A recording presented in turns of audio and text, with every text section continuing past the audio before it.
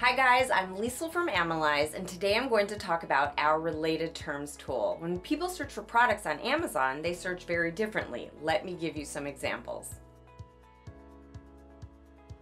Although buyers shop on Amazon's US marketplace, not all of them know English, or sometimes they don't know the right English search terms. Especially in the US, with many people speaking Spanish, some may search in their native language. This means that there are some buyers who don't search for baby carrier, but will instead search for portabebés, which is the Spanish term for baby carrier. If you want your product to be shown to those buyers as well, it's important for your listing to also rank for the search terms in a foreign language. You should be aware that not everyone uses the same words to search for the same product, also known as synonyms. Some buyers will search for trash can and some for garbage can or trash bin. All of these search terms mean the same thing and may be highly relevant for your product. You want to make sure to include these synonyms in your listing as well, so people can find what they're looking for. Finally, you need to pay attention to typos. Although Amazon catches most of them and redirects the buyer to the correct spelling, or at least asks, "Did you mean trash can?" when the user searches for trash cab, there are always new typos that Amazon isn't yet aware of. Especially when people use their cell phones to shop on Amazon, typos are very likely, depending on whether the buyer is using auto-correction or not. Without knowing the search terms in foreign languages, the synonyms, or without paying attention to typos, you may lose some users.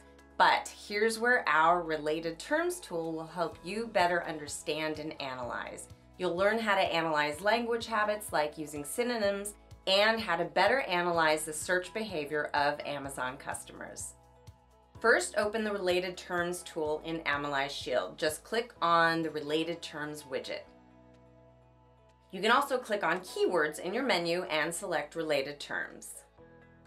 After you've opened our Related Terms tool, you can choose a marketplace. Just click on the marketplace filter and you'll be able to choose between 6 marketplaces which we're currently monitoring: the US, Germany, Spain, France, UK, and Italy.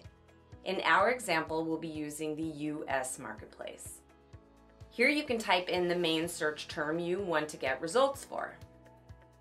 Our example uses a baby carrier. Just click on Submit to get the results. Below the filters, you'll see all the results for your search term. All of these terms have been used by end customers who are also searching for products which are ranking for the main search term. As you can see, it also includes different languages like Spanish, for example. Portabebés is the Spanish word for baby carrier. And we can also see that a lot of synonyms are being used. All of this information can be used to analyze your end customer's search behavior. And by looking at these terms, you can get a pretty good idea of what's important for your own content and what's also useful for your advertising. Here's another example. Let's say we want to get some related terms for a trash can. Type trash can into the main search term filter and click Submit. You can see that there are also misspelled words like trash can with a B on the end. There's also a metal trash can and a garbage can, which are synonyms. Here you can also see the size, or specifically what size is important for the end customer. And you'll also get so much more information by searching for the related terms in our tool. I hope you have a good idea now of what you can do with our Related Search Terms tool. It's extremely helpful in figuring out what terms the Amazon end customer is actually using to find the product they're specifically searching for. Give it a try. We bet you'll find some very helpful information. See you soon, and as always, happy analyzing.